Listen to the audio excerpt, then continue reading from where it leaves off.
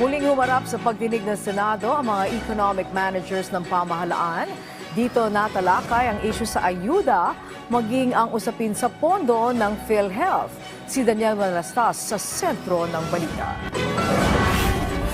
Tiyak ang ayuda para sa mga kababayan natin na nangangailangan. Yan ang siniguro ng economic managers sa mga senador sa pagpapatuloy ng budget hearing sa Senado. Our poor constituents are very sensitive to the prices of food, especially the prices of rice. I've heard discussion on how to improve the prices of rice, how to improve the prices of food. Roughly about 560 billion in 2024. That is intended to assist 50% of all families nationwide. The total is 591.8 billion pesos. Well, the biggest share is Pantawid Pamilyang Pilipino program. Yun nga lang, paano na ang ayuda na tinatawag na Kapos ang Kita Program o AKAP? There's a major project po na hindi na po ni-request ng DSWD for next year. This is AKAP.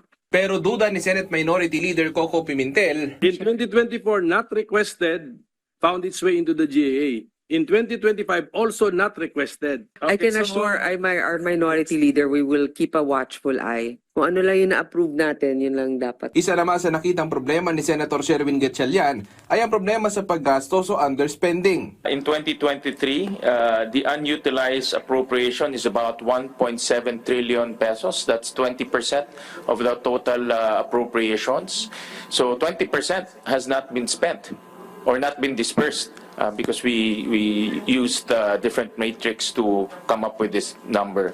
So again, the bottom line is we are increasing budget, but we cannot spend budget. What happens, Madam Chair, if I can be candid, is that some of the amendments or SICA from the Congress are being set aside by the departments in terms of their prioritization of which projects to implement and prioritize at a given year. Yun po. So first, yun po, that's why we're pushing for cash-based budgeting. Isa rin sa naungkat ng ilang senador ang usapin sa pondo ng PhilHealth. Ang nangyari kasi nung nakalipas, may pera tayo pero humiram at umutang tayo. Okay? Correct. So kunyari ako, meron akong budget sa bahay. Meron ako sa bangko 10,000.